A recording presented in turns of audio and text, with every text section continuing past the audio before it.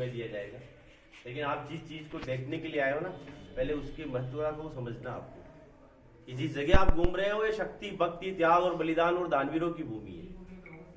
शक्ति के लिए यहाँ पर महाराणा प्रताप का नाम लिया जाता है, और भक्ति के लिए मीराबाई का, और त्याग के लिए माँ पन्ना गाय का, जिसका आज जयंती है ना।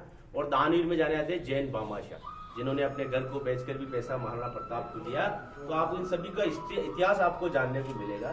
तो आपको फोटोग्राफी के लिए भी मैं समय दे दूंगा, लेकिन जहां पहले हर मोन्यूमेंट्स के बाहर अपन चलेंगे वहां आप मेरे को सुनेंगे, फिर उसके बाद में आपको 10 से 15 मिनट दिया जाएगा। ओके, तो देखिए, आप जिस किले को देखने के लिए आए हैं वो ये एशिया का बिगेस्ट फोर्ट है। 13 किलोमीटर और 700 एकड़ के अंदर ये फोर्ट फैला हुआ है। अगर आप इस किले को हेलीकॉप्टर से देखते हैं तो किले का आकृति जो है वो मछली की तरह दिखाई देता है, फिश की तरह। 3 भाग में इस किले को डिवाइड किया गया। टिकट विंडो से लेफ्ट साइड का जो पार्ट है वो पॉपुलेशन का पार्ट है। आज भी 5000 लोग इस किले के ऊपर रहते हैं। और टिकट विंडो से क्वीन रानी पद्मिनी के पैलेस तक मॉन्यूमेंट्स एरिया आता है, और थर्ड पार्ट में आता है फॉरेस्ट एरिया। बाय रिक्शा से अभी आप 7 गेट क्रॉस करके आए होंगे रिक्शा में ना। तो ये इस किले का बैक साइड था। फ्रंट एरिया जो है वो ईस्ट की ओर बना हुआ है, क्योंकि उस जमाने में सभी सूर्यवंशी राजपूत राजा बिलोंग करते थे। तो उनका मानना था कि सूरज का पहला किरण हमारे घर के अंदर प्रवेश करे तो सभी सोल्जर्स के अंदर एक पॉजिटिविटी बनी रहे। इस फोर्ट का फाउंडेशन 7th सेंचुरी के अंदर मौर्य डायनेस्टी के जो राजा थे चित्रांगद मौर्य ने इस फोर्ट का फाउंडेशन रखा। उन्होंने फोर्ट के ऊपर 113 टेम्पल, 113 मंदिर बनाए और 84 वाटर टैंक बनाए। बट इस किले के ऊपर 30 टाइम अटैक्स हुआ है, 30 बार, जिसमें 27 टाइम जो विन हुए वो यहाँ के राजपूत विन हुए, और थर्ड टाइम जो विन हुए वो मुस्लिम विन हुए। मुस्लिम रूलर्स जब विन होते थे तो राजपूत फैमिली के अंदर रूल्स रेगुलेशन था कि पति के मरने के बाद भी यहाँ की वीरांगना, यहाँ की महिलाएं जो होती थी तो दूसरा शादी नहीं करती थी। किले के ऊपर एक 50 से 60 फीट का गहरा गड्ढा हुआ करता था। उस गड्ढे के अंदर जब किले के राजा की डेथ होती थी तो किले की हर एक माँ, हर एक बहन, हर एक बेटी अपने अपने छोटे छोटे बच्चों को कमर में बांधकर 16 श्रृंगार करने के बाद में अपने आप को जौहर की अग्नि में समर्पित करती। उसके बाद में मुस्लिम किले की हिंदू प्रतिमाएं, मंदिरों, महलों को डिस्ट्रॉय कर दिया। आपने जयपुर विजिट किया होगा, जोधपुर विजिट किया होगा, या फिर आप जाएंगे तो वहां पर आपको डेकोरेट पैलेस विजिट करने को मिलेगा, खूबसूरत कांच कुर्सी वाले महल। वो इसलिए कि वहां के जो राजपूत राजा उन्होंने फर्स्ट टाइम अपनी बेटी का शादी मुस्लिम से कर दिया, तो वहां कॉम्प्रोमाइज डील हो गया। बट मेवाड़ और महाराष्ट्र ने कभी कॉम्प्रोमाइज नहीं किया। इसीलिए यहां पर आपको खंडर और इतिहास सुनने को मिलेगा। जिस जगह अपन खड़े हैं इसको 8वीं शताब्दी के अंदर बप्पा रावल ने, जो गुजरात के ईडर गांव के रहने वाले थे, उन्होंने उस समय अपने राज्य का विस्तार जो था वो काबुल, कंदार, इराक और पाकिस्तान में एक शहर का नाम सुना होगा रावलपिंडी, वहां तक अपना जीत का एरिया फैला दिया।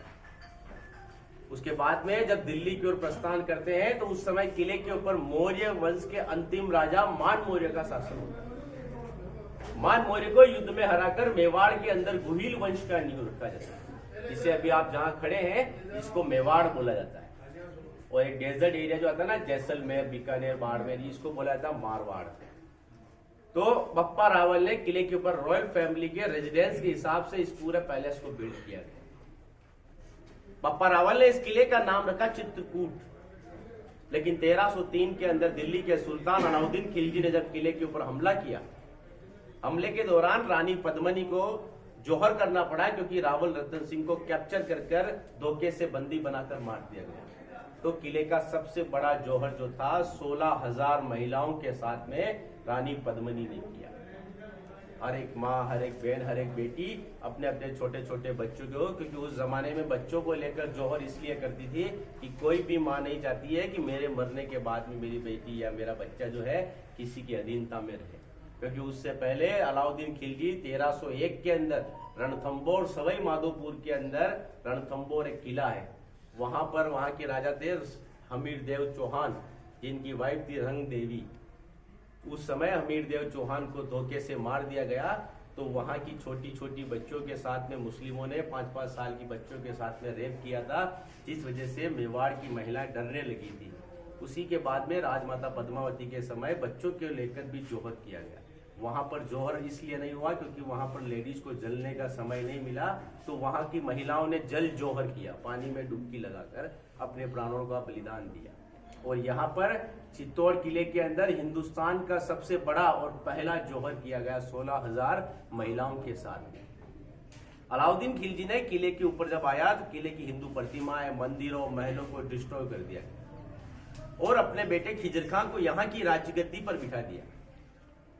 खिजर खान ने अपने ही नाम से इस शहर का नाम खिजराबाद कर दिया।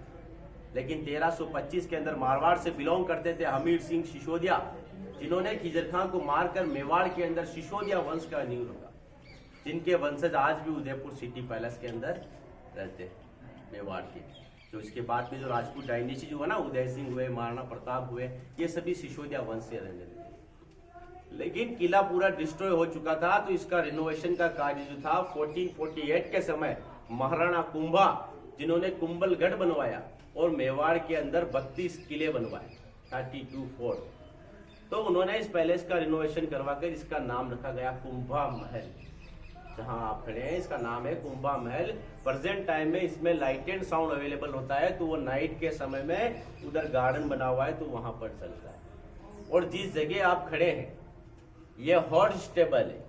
सूर्यवंशी राजाओं के आगे रथ जो लगते ना, रथ के आगे 7 हॉर्स लगते थे जिनकी पूजाएं होती थी, तो वो 7 हॉर्स यहाँ पर बंधे रहते थे। अस्तबल का एरिया बोला जाता है। उसी के बाद में इधर सामने एक विंडो दिखाई देगा, अभी वहां से देखेंगे तो उस जमाने में सूर्यवंशी राजा मॉर्निंग के समय में सूरज की पूजा अर्चना करते थे, है ना।